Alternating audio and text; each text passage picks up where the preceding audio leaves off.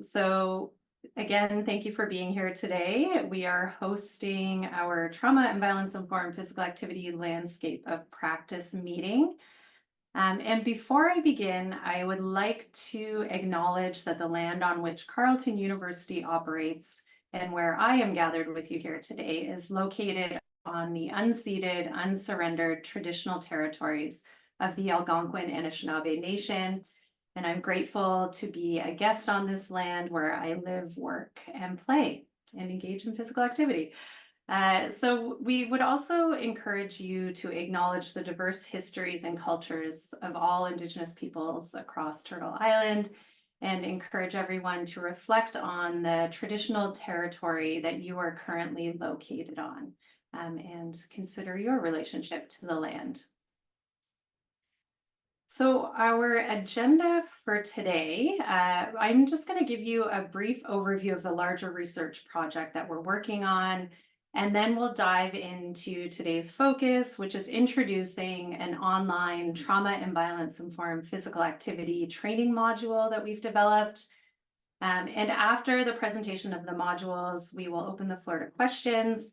And then we're going to invite people to go into breakout rooms. We have a researchers, kind of a practitioner service provider one, and a closed community advisory board one. And we'll post some more details about that later in the presentation.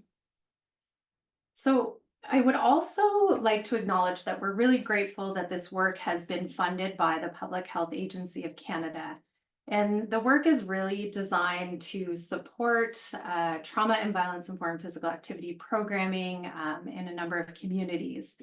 So we're actually midway through this grant, and we've made a great deal of progress, including the implementation of community-based interventions. We've had over 120 women take part, and we've provided childcare for a number of children across the 4 sites in Ottawa, Vancouver, and Toronto. However, today we'll be discussing the development of the training modules that we designed as part of this work. So the first iteration of this training began back in 2018. And at that time, it was delivered in person with community members and community partners who were involved with the work. So drawing on the work that had been done in trauma and violence informed care, which was really focused in hospital and clinical settings, we borrowed principles and concepts and tailored this training to kind of more the health promotion and physical activity context. And we wanted to, create a starting point to map out what trauma and violence informed physical activity could look like. And fast forward to today, we've expanded our training and transitioned the material to an online space so that we could reach a wider audience to support other people's efforts in scaling up trauma and violence informed approaches to physical activity. So this has been a really big undertaking, and I've worked with a phenomenal team of people to do this. So over the past year and a half, we've collaborated with community members, physical activity instructors, community partners, and researchers to develop this online training tool. And again, it's really designed to provide an introduction to understanding, designing, and implementing trauma and violence informed physical activity programming. And we're really excited to be sharing the launch of this tool today with you. So I'm going to start by explaining how we developed it and why it's a little different than many of the other tools that are already out there. And then I'm going to be really excited to pass the show over to Gabby to provide an overview of the tool itself. Okay, so as noted, the first iteration of this was a number of years ago, and it was in person. But given that we were scaling up this, trauma and violence informed physical activity, or TVIPA approach to new and diverse communities, we wanted to take a more comprehensive approach to developing this online training. So first, we conducted focus groups with 83 individuals who would potentially be taking part in programming across our sites in Ottawa, Toronto, and Vancouver. We then completed interviews with 34 practitioners from social service organizations And these questions were really kind of focused on, what do you think are important skills or knowledge to have to work in your community? How can we best support community members in engaging in physical activity, and so on. So at the same time, we conducted literature reviews to develop the best tools we could for online learning that were grounded in trauma and violence-informed pedagogy. So we really wanted to ensure that we were taking a trauma-informed approach to teaching about TVIPA, particularly with the context being online. We then moved on. The third stage was content development. And again, this was done in consultation with community partners and content and pedagogy experts. So in the training, you'll hear from, I think, approximately 15 community partners, researchers, and experts in a diversity of fields related to trauma, the brain, gender-based violence, and physical activity. So the fourth stage was reviewing and revising these materials. This was a really iterative process. We went back and forth kind of endless times to try and get this right. And then we completed a mini pilot to test the modules with a small but diverse group of people to get some feedback. So who is this designed for? We initially set to create training modules to support our work scaling up trauma-informed programming in 4 specific organizations across Canada. So for this project, all instructors, service providers, and research team members taking part in this work were expected to complete this training to ensure that we had kind of a shared understanding of what TVIPA looked like. So while the modules were really purpose-built for work scaling up trauma-informed physical activity, we decided that they may be useful for folks who were interested in implementing similar programming in their own practices or organizations. So, expanding beyond our own work. So what makes this unique? So we're certainly not the first people to do this. But what we found was that a number of programs that were taught, there's a number of programs that are either taught online, in person, or a hybrid approach. And these trainings were really clustered in Canada, USA, New Zealand, and Australia. And the vast majority were centered exclusively around yoga. So they all charged fees, and most offered, some sort of scholarship. So our goal was to create training that captured a more diverse range of physical activity types to really help more movement facilitators in providing, trauma-informed approaches. Our second goal was to create free programming. So as we know, scholarships are really great. They can increase, financial accessibility and affordability of trauma-informed programmings. However, applying for scholarships can be triggering, and individuals who've experienced trauma, especially if they have to describe sort of the barriers that they're facing due to socioeconomic status, race, gender, culture, it can be quite triggering. So our goal was really to offer free programming. And these modules take approximately 4 hours to complete. And before I pass it over to Gabby to really, show you what we've created, I do want to note how exciting and slightly terrifying it is to share these all with you.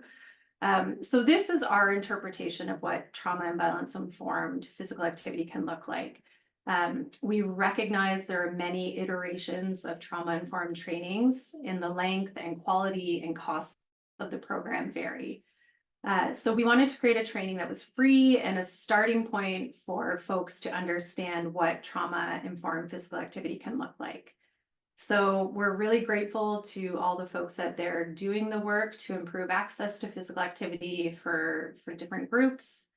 And again, just really appreciate that you're here today and hopefully interested in this work. So Gabby, I am more than pleased to pass it over to you to get in a little more detail about what the tool looks like itself. Thank you, Francine. All right, so now that you have a general idea of how the modules were created, the question remains, what are they and what do they look like? What do they teach you? So the training tool is made up of 39 lessons organized into 6 different modules. And you can see them listed here. The modules begin with section 1, the warm-up, where we introduce the platform and provide some initial support resources and instructions to make your way through the content. Next is the starting line, which provides an overview of gender-based violence and sport, and finally introduces trauma and violence-informed physical activity. Then we have Raising the Bar, which does a deep dive into trauma and highlights some of the impacts trauma has on the brain and human behavior. And then the game plan explores trauma and violence-informed physical activity service provision. And in this module, there are a number of case studies that illustrate different ways programs and services can implement TVIPA approaches in a wide variety of settings. So we tried to make them quite diverse to capture a lot of different perspectives. Then next up is TVIPA in motion. In this module, we hear from a couple of service providers with years of experience providing accessible physical activity program. And through videos, we hear about their successes and challenges and learn a little bit about how they tailored their programs to meet the needs of their specific communities as well. And then finally, we have the cool down, which kind of wraps things all up with an FAQ section, a discussion board, and some suggested resources for continued learning. So before I continue, I just want to warn you all that the next several slides are a combination of screenshots and screen recordings. The movement on them is quite subtle, but if that's something that's uncomfortable for you, please feel free to minimize your screen or look away. So the course is accessed through a link, and once you enter the module, you are invited to begin the course as you see here. So you can simply press Start Course, and you are brought to this screen. And from here, you can see a bit of a course preview, and it provides a snapshot of all the different lessons. So the warm-up, as we talked about, and the starting line here, etc. So we have included some helpful information right up at the top in the warm-up section, like an overview of like how to use the system and some support resources, just acknowledging that some of the content may cause a little bit of distress for some folks. So while we have been quite intentional in how we've ordered and presented the information, you are welcome to choose the order in which you engage in the material. You can come and go as you please, step away for any amount of duration, any amount of time, and return without losing your progress as well. So we have been intentional, but it's kind of a choose your own adventure situation. So each module begins with some brief text supplemented with some images, animations, and lots of activities and videos throughout. We have, as Francine mentioned, included a wide range of speakers, including practitioners, organization leaders, and researchers. And there are information boxes throughout, like this bluish green one at the bottom there, highlighting important terms and definitions throughout. At the beginning of each module, you'll also find introductions to individuals who have collaborated with us for that topic area. So here we have Manak Lual and Nicole Marcia, who contributed to the module TVIPA in Motion, where they provided details of their work and experience providing accessible physical activity programming. So along with videos and animation, we've included different types of activities throughout these modules. So here's one example where you're invited to match a previously introduced concept to a definition or example. So here you can see the tenets of trauma and violence-informed approaches on the left-hand side, and then practice-based examples on the right-hand side to match each tenet with, as just a little bit of an exercise to test your knowledge and kind of apply what you've learned. Another example shown here is a message board that allows learners to share their ideas while also giving them an opportunity to consider the ideas of others and engage in a little bit of back and forth to expand their knowledge and thinking. So these message boards are included throughout the modules in various contexts. So here it's just, this is an example of one that's asking questions around vicarious trauma. So just a quick kind of question and answer there. And then in other circumstances, we've included them in the case studies to engage in a little bit more discussion, allowing folks to just exchange ideas and go back and forth. And I will note, as you can likely see, that all of these contributions are anonymous, so you can post freely without any personal information being disclosed or anything like that. And as each module winds to an end, we have offered an invitation to take a break and move your body in different ways. So in one section, Nicole Marcia leads a seated yoga practice. And in other sections, there are images inviting you to stretch and breathe or just move your body in different ways to kind of reset and reconnect. Finally, each module ends with a deep dive section where additional links are provided to websites, publications, and other relevant resources. So these green buttons that you can see on the screen, once you click them, you're taken to the websites of other amazing pieces of work that have really helped us develop this, this tool and informed our own learning around trauma and violence-informed physical activity. As well, at the end of each module, you'll see a long list of references that we've used throughout the entire module. So there are lots of little gems to walk away with throughout the module. So after we developed the modules, we did do a little pilot with them, as Francine mentioned, and we chatted with a small group of folks and received some feedback, which I will share now.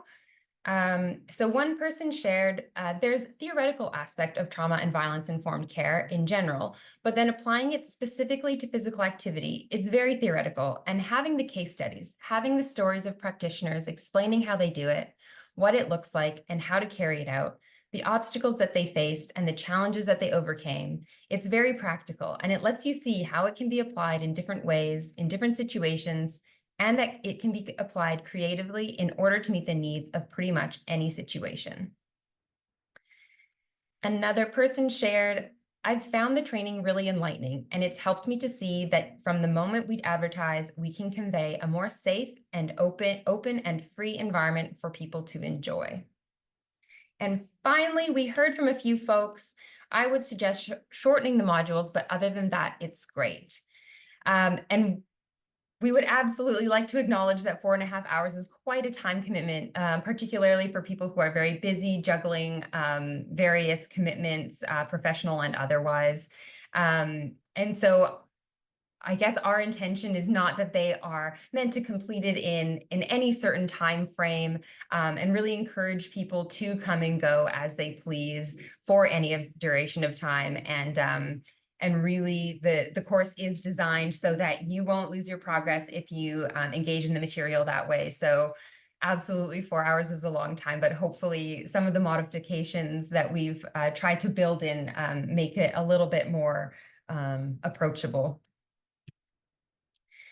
So beyond our initial pilot, building off of the work of Dr. Nadine Wathen at Western University, we are implementing an evaluation of the training tool.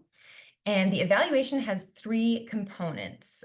There's a pre-engagement questionnaire, a post-engagement questionnaire, and a follow-up interview. So the questionnaires are embedded in the training tool and are designed to assess 2 primary outcomes. The first is the impact that the training has on the learner's confidence in their knowledge of TVIPA. And the second is their ability to apply TVIPA approaches to their practice or program or work setting.